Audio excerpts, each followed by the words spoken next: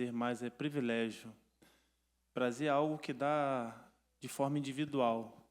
Privilégio é uma coisa mais ampla, né? Tá vivo, tá aqui em Criciúma, num evento como esse, de um amigo que um dia foi um adversário, né? Porque no futebol é assim, né, Paulo?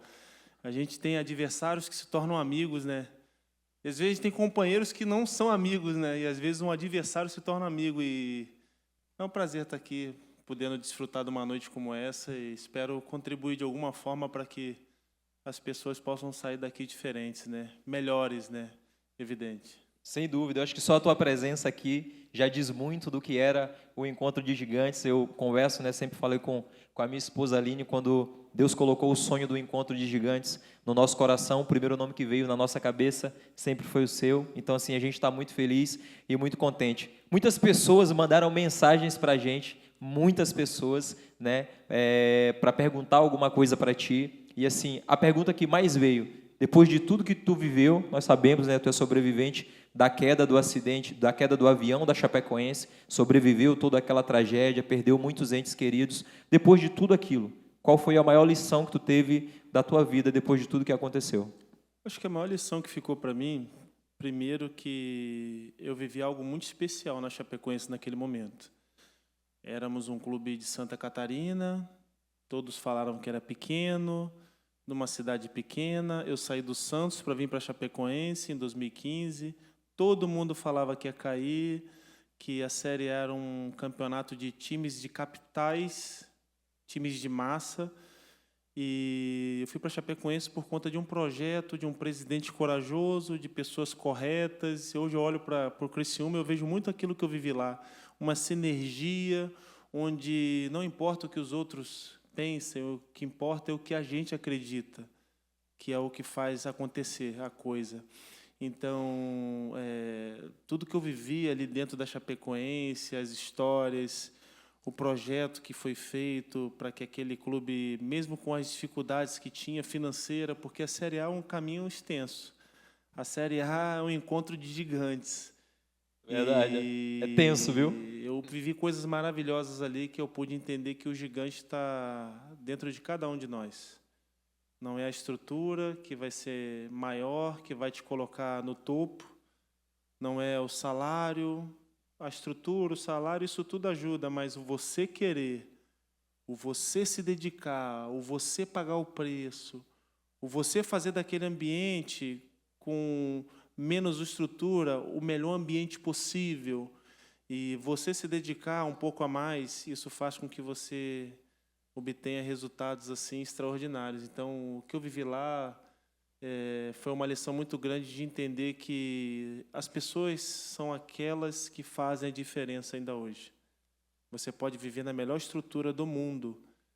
Se você não quiser, se você não se dedicar, se você não pagar o preço, se você não ajudar um ao outro, porque o futebol, no que eu vivi, também é esse ambiente de um ajudar o outro, um puxar o outro para cima. Quanto mais gente de nível no teu grupo, o teu grupo cresce, o nível aumenta, porque todo mundo quer jogar.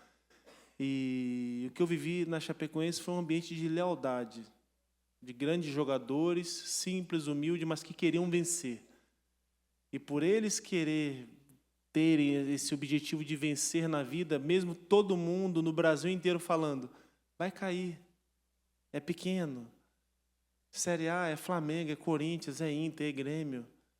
É cidade grande, é capital, Atlético Mineiro, Atlético Paranaense. Não é o interior de Santa Catarina. Não é uma cidade de 250 mil habitantes. É cidade de 1 milhão para cima. E aquilo que eu vivi lá de todo mundo falar, nós vamos conseguir os objetivos.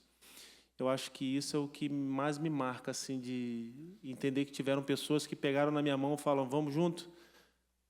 Vamos, mas vamos ralar, vamos trabalhar, vamos lutar cada dia, cada treino, para que cada jogo se torne mais fácil, para no final a gente poder desfrutar dos objetivos. Eu acho que isso é o que mais me marca, né?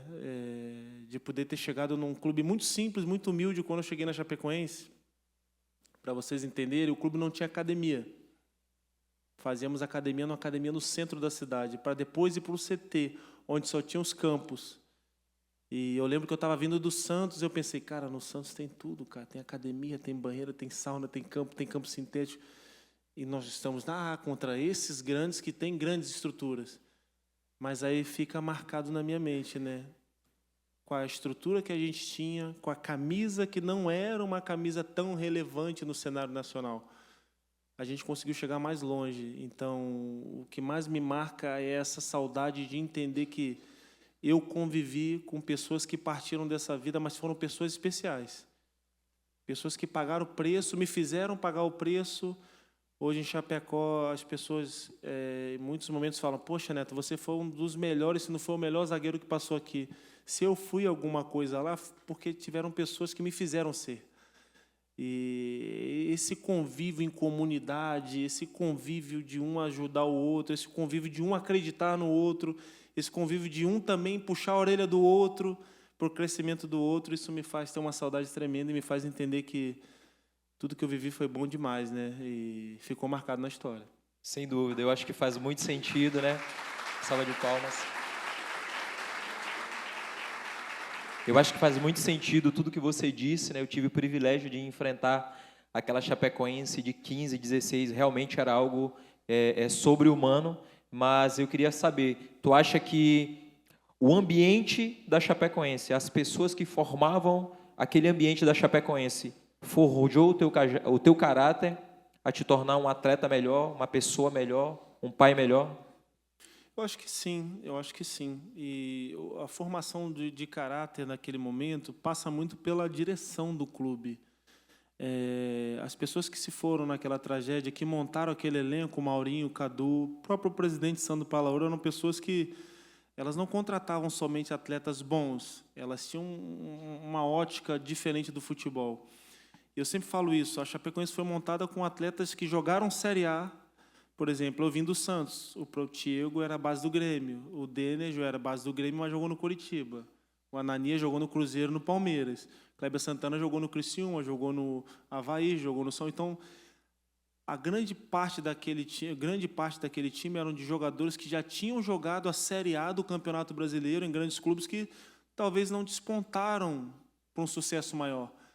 E a Chapecoense conseguiu pegar aquela leva de jogadores, a grande maioria, em baixa, porque você não consegue contratar um cara em alta num clube grande para trazer para um clube menor, que você não tem dinheiro.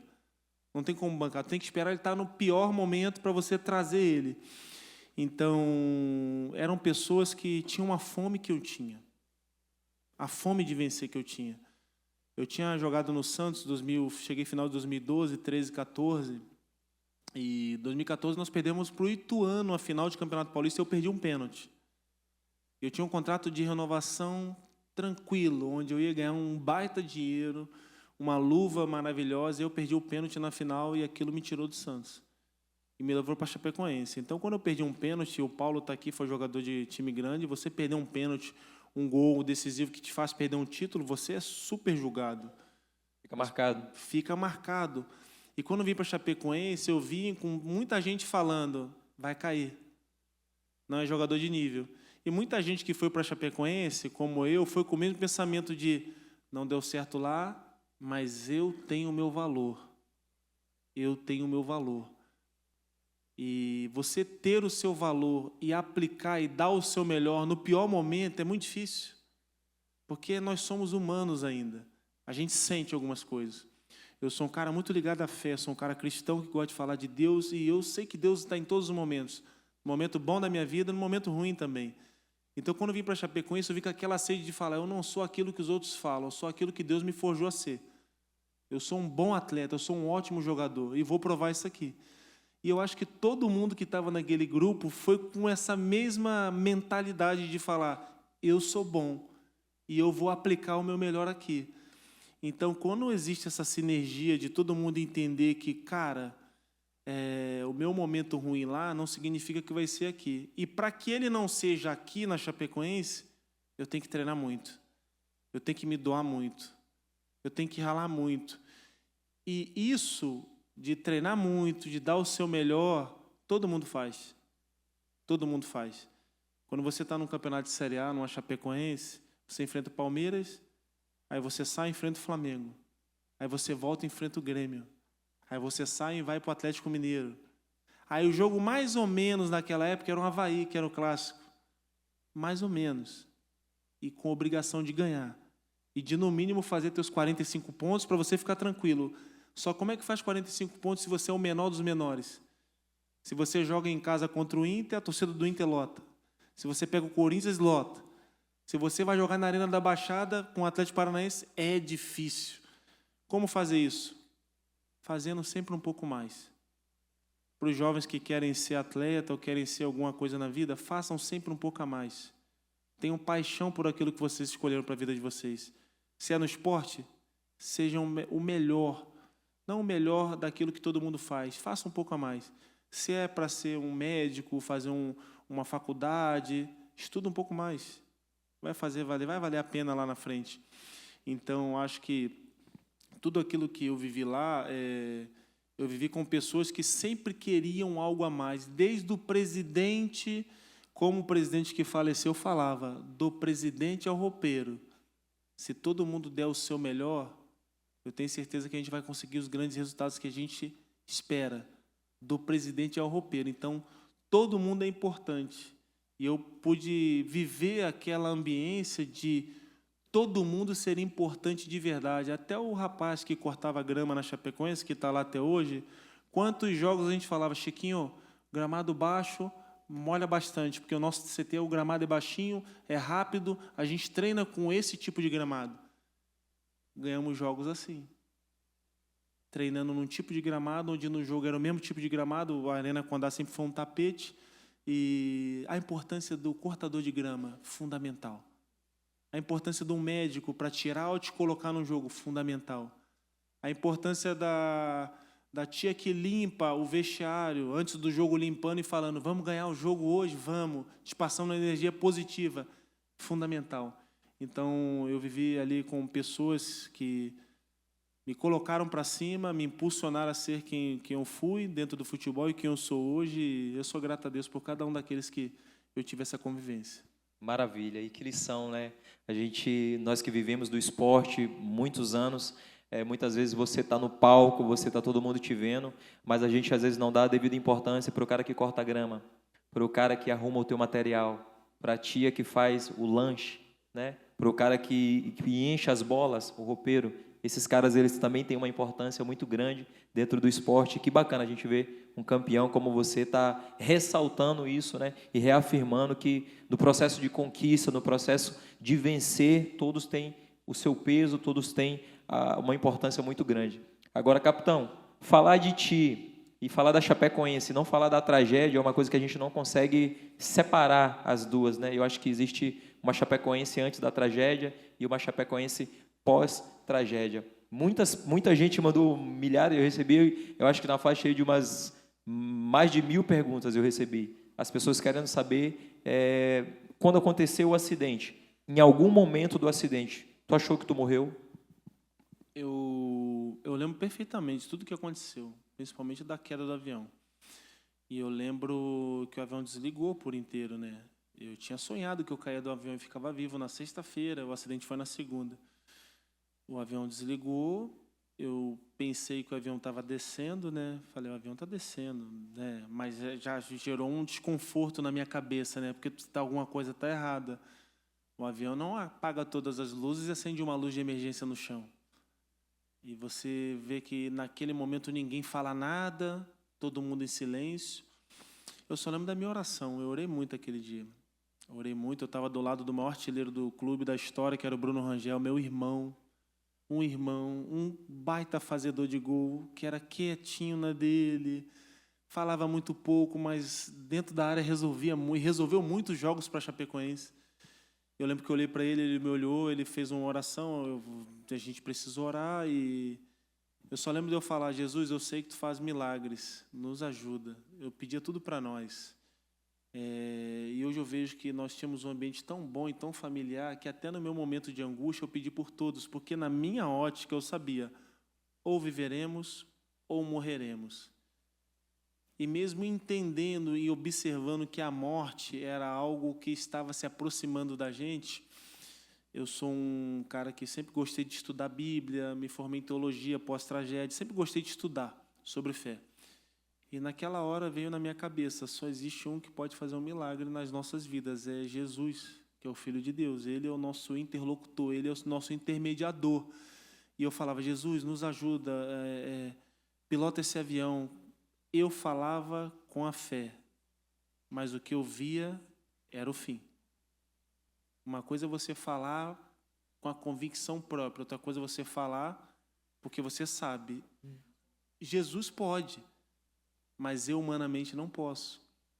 E naquele momento onde o avião está descendo, depois de um tempo o alarme começou a tocar, pi, pi, pi, pi, e você sabe que é o fim, você entende que depende de Deus a tua vida.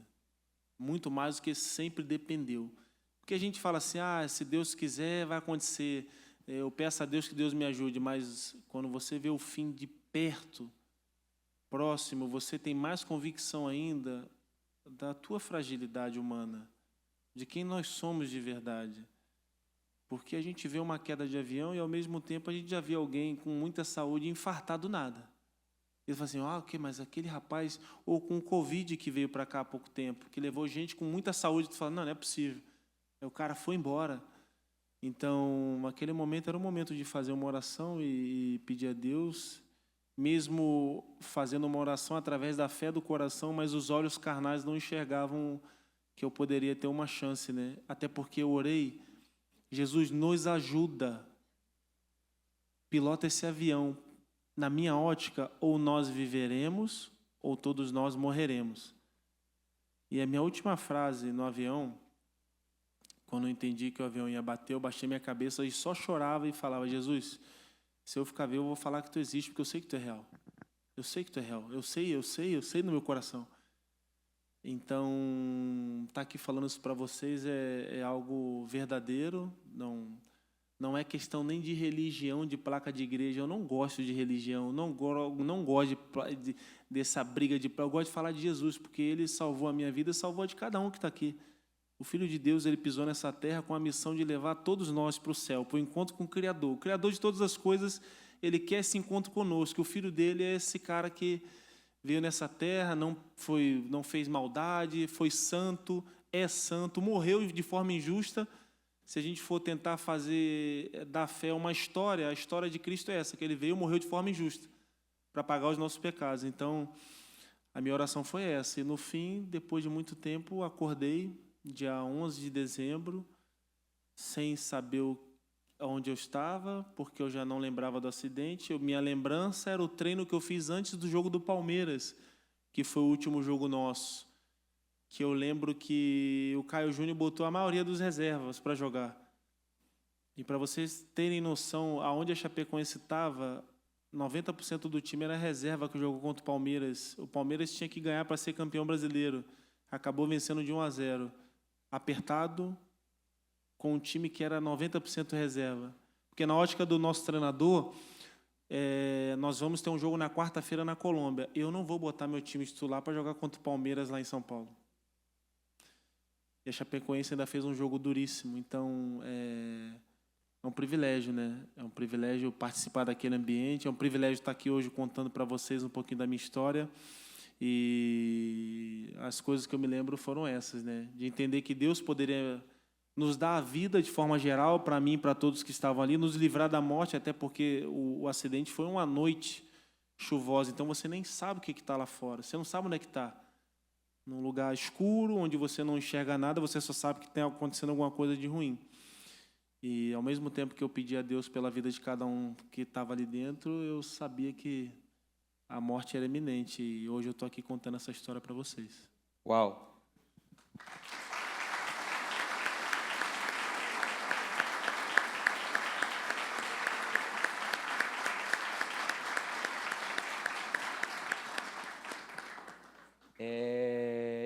Eu me emociono porque eu tenho uma ligação muito forte com o Neto. A Aline que me disse quando houve o acidente da Chapecoense, né? Eu já estava aqui em Criciúma, né? E perdemos ali entes queridos, né? Finado Ananias, Capitão Kleber Santana, Lucas Gomes, que eram maranhenses também, né? Eram conterrâneos. E ter você aqui com a gente hoje, Neto, eu acho que é a maior prova realmente de que Deus existe, né? De que existe um ser supremo, existe uma criação suprema que nos protege, que nos nutre, que nos cuida, né? Que nos dá fôlego de vida, que nos dá sustentação. E realmente a tua história, né, de vida e de carreira, o que tu passou para estar com a gente aqui, ele realmente, às vezes, ele mostra para a gente que a gente tem muito mais para agradecer do que para pedir, do que para reclamar, do que, às vezes, para resmungar ou questionar algo que não esteja no nosso controle. Porque, como você falou, a tua última oração ali foi: cuida de nós, Pai, cuida de nós, nos protege, nos guarda. E uns foram, outros ficaram, e você está com a gente aqui hoje, realmente muito forte. Mas, Neto, eu queria saber também de ti, qual a importância, tu é um cara que é muito família, né? A gente te acompanha, eu te acompanho ali com Simone, com as crianças. Qual a importância da tua família nesse pós-acidente, quando tudo passou, que você acordou, que você viu que muita gente que você amava tinha ido, qual a importância da tua família nisso? A família, eu acho que é a base principal que um homem pode ter. Eu falo como homem, né? Eu não sei o que seria de mim, a começar pelos meus pais, que no futebol são os primeiros incentivadores nossos, né? O pai e a mãe que falam. E meu pai, eu só fui jogador por conta do meu pai. Eu falo isso nas palestras, que hoje eu sou palestrante e faço palestras em muitas empresas. Eu tinha 18 anos quando eu saí de casa para o meu primeiro clube, Francisco Beltrão, interior do Paraná, segunda divisão do Paranaense, para jogar na base. Então, meu pai foi o cara que me incentivou, e depois casei, parei de jogar futebol para tentar ser pai, porque minha esposa teve um tumor quando eu tinha 15 anos, e um cisto que virou um tumor, perdeu um ovário. Então, eu jogava em Foz do Iguaçu. Essa ouvi o Paulo falando, cara, das dificuldades. Eu lembro, eu jogava em Foz do Iguaçu, segunda divisão do Paranaense, ganhando R$ 900 longe da mulher.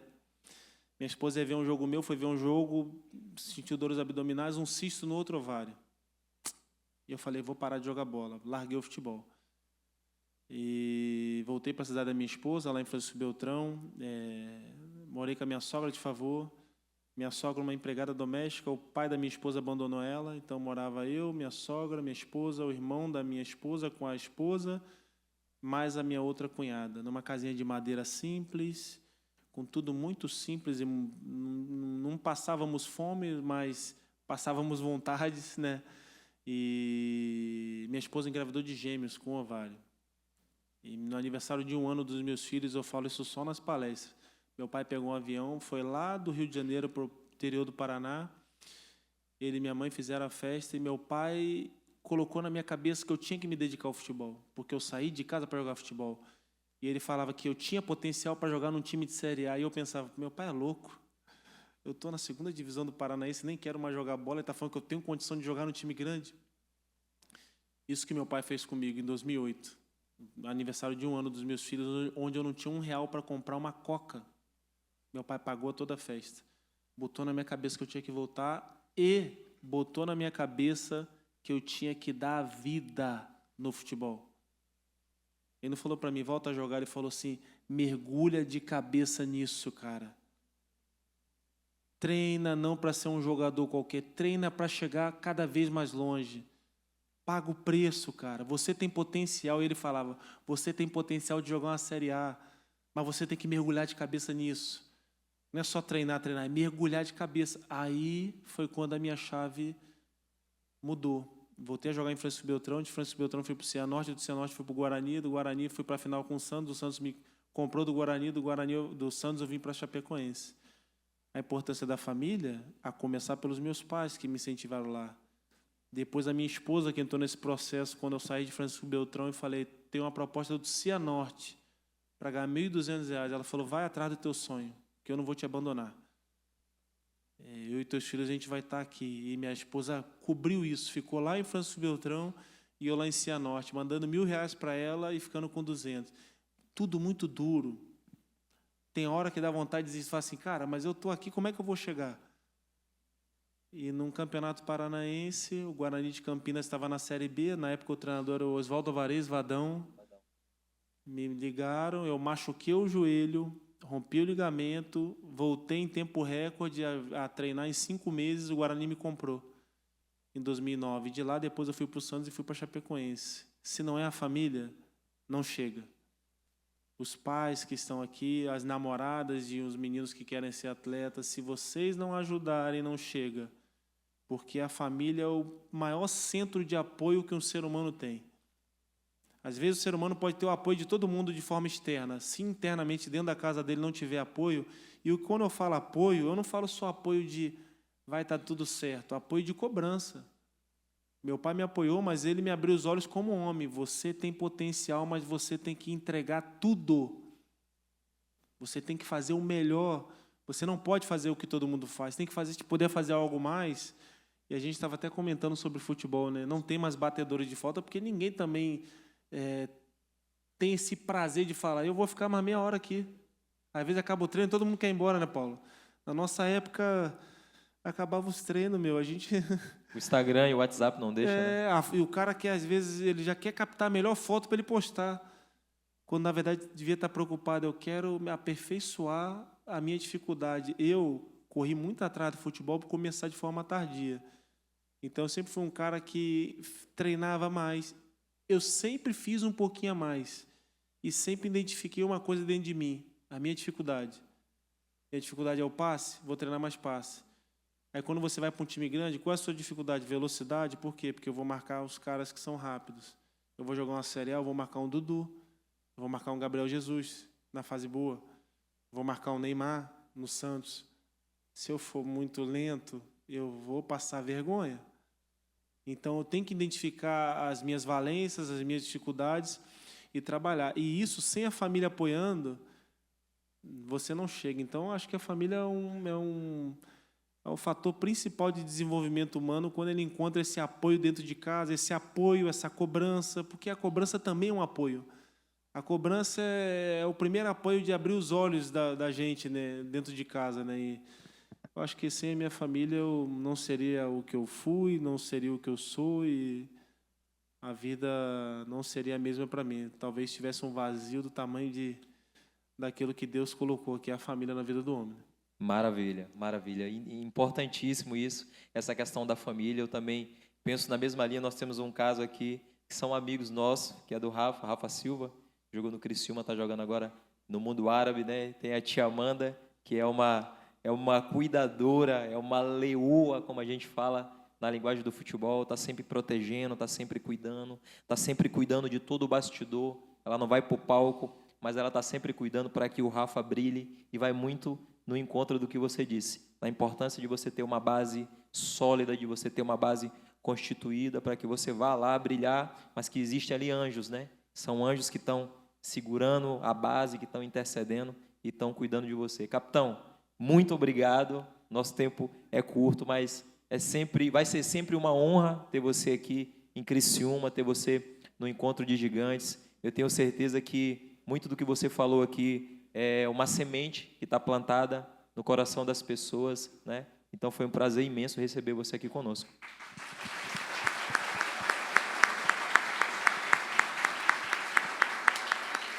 E nós temos agora o Arquivo X. Agora tem o Arquivo X do capitão, né, capitão? Minha mulher falou pro Paulo Baio, eu falei, que isso? Ô, Rafael Niero, você deixou que isso acontecesse, Rafael Niero. Que fase, Alex Varela. Essa aí nós vamos assumir, vai sobrar para nós dois. Mas agora, falando sério, vem aqui mais pro meio. Aqui tem pessoas super especiais que querem deixar uma mensagem para você. Pode rodar. Um beijo no seu coração. Eita! Uhul! Rapaz! Olha... É surpreendente, né, gente? Eu tenho um casal de gêmeos, cara. Minha esposa teve gêmeos com um único ovário. E já estão com 17 anos. Aquela neguinha ali, tem gente beijando ela já, acredita? Já namora os dois. Então, para mim é um privilégio estar aqui. Bota a Obrigado. ordem, capitão. Obrigado pelas homenagens aí. Eu sou um privilegiado de estar aqui. Espero que, de alguma forma, tenha acrescentado algo de bom na vida de cada um. Maravilha. Maranhão, antes da entrega aqui da premiação, deixa eu abrir um parênteses aqui para a gente falar sobre o livro do Neto. Muito que bem. Está à disposição aqui também, né, Neto? Posso Crer no Amanhã, relato de superação e esperança de Neto, sobrevivente da Chapecoense. Conta pra gente um pouquinho do livro, como é que o pessoal pode fazer para adquirir. Ó, galera, esse livro é um livro que eu escrevi logo pós-tragédia. São relatos de superação aqui da minha vida, de onde eu vim. Eu sou da periferia do Rio de Janeiro. Lá da Pava. Tem algum carioca aí, não? Tem não, né? Tem flamenguista aí? Muito. Tem corintiano? Também. Então já vou pedir para tirar celular do chão. Essa turma é perigosa. Carteira, bolsa, mulheres aí. Esconde o celular. Sério, hein? Tô brincando não, hein? Esse povo eu conheço.